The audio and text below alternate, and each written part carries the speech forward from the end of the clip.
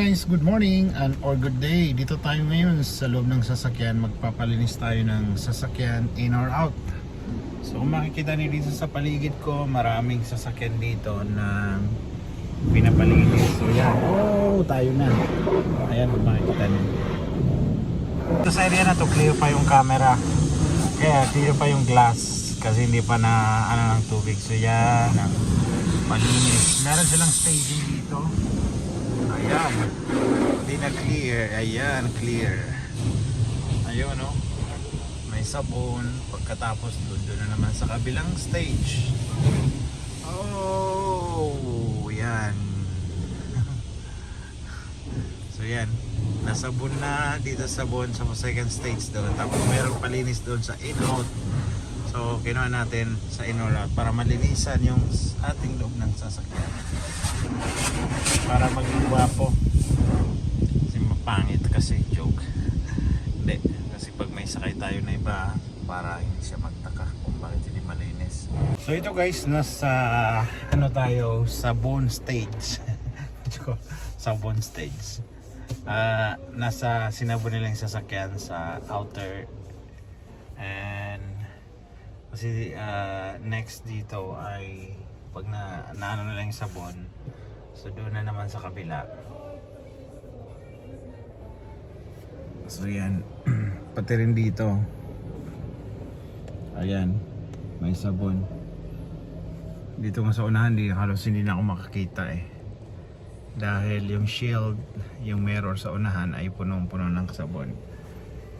So pag natanggal nila, doon tayo sa next steps. Napansin ko yung isang sasakyan doon, binuksan pa nila pati yung ulo ng sasakyan. Ewan ko anong ginawa nila doon. Baka hindi na umaandar joke. Hindi natin alam. Pero dito naman sa kabila, pati dito sa ilalim, ayan, pati dyan sa ilalim, hinuhugasan nila. So siguro mga, hindi ko alam kung anong option yung pagkasama dyan sa baba. Pero kinuha ko lang na option ay yung in or out ng cleaning, tapos pa-change ng plastic. So ganyan pala guys pag nasa stay.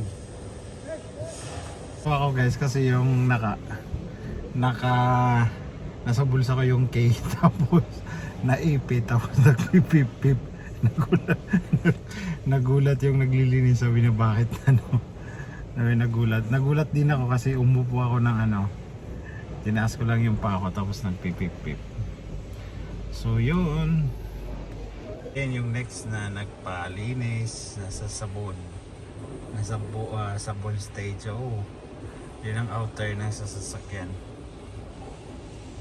Ayun, pagka nalinis na nila, doon na kami sa second stage. Actually ay yung pangalan ng na to, bayad dito ay 35 kung hindi ka magpapaano ng kung in or out sa mga private SUV na sasakyan. 35 at 35 yung naibabayad ko, plus pag nagpapalit ka ng plastic sa apakan ay plus 5 reals, 40 real. And actually nagpapalinis din ako sa labas, yung sa kapag naka-parking ako may naglilinis, tapos ay madumi na yung sasakyan kaya nililinis ko sa loob kasi hindi nila malinis sa loob kasi naka-park. So mamaya ipakita ko sa inyo yung second stage doon. So ito, natapos na nila doon sa nasabon, tapos nililinisan na lang dito for finalize. Dito naman sa interior sila naglilinis, binabacuum nila, tapos yan lang, and malinis na.